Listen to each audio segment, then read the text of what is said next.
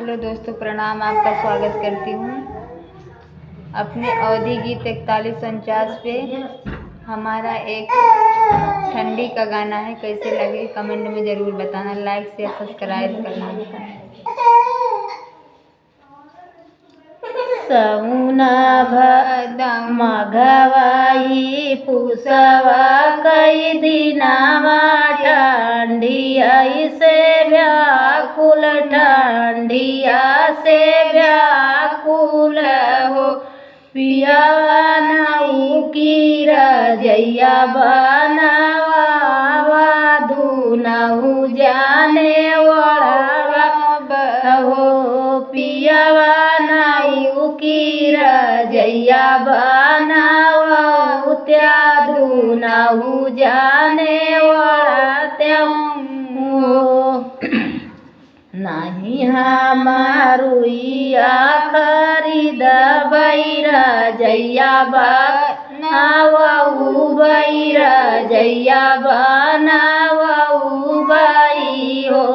धना हम ताऊ जाबै परदेसवा तू जायु नाई हरावा तू जायु अपने नाई हर हो।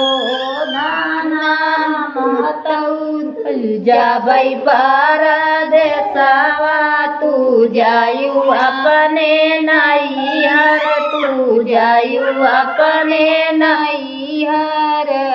नहीं हमारे भैया से बपवा, नहीं न हमारी मैया, नहीं न हमारी मैया हो।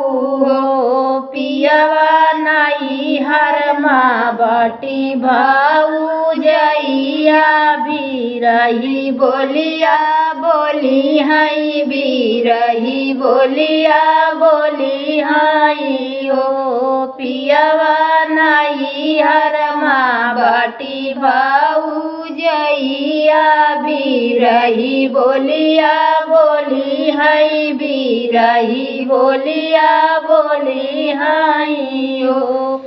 हम ताऊ रुइया खरीद बैरा जैया बनावऊ बैरा जैया बनावऊ बाई हो। ढाना नहीं जाबै हम परदेसवा दूनहु जाने रहबै, दूनहु जाने रहबै हो। धना नहीं जाबै हम परदेसवा दूनहु जाने रहबै, दूनहु जाने रहबै हो।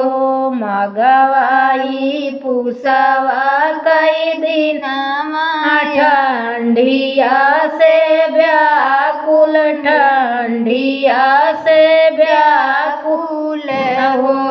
पियावा नाऊ की रजैया बनावऊ त्या दूनहु जाने वड़ा बई, दूनहु जाने वड़ा बई हो।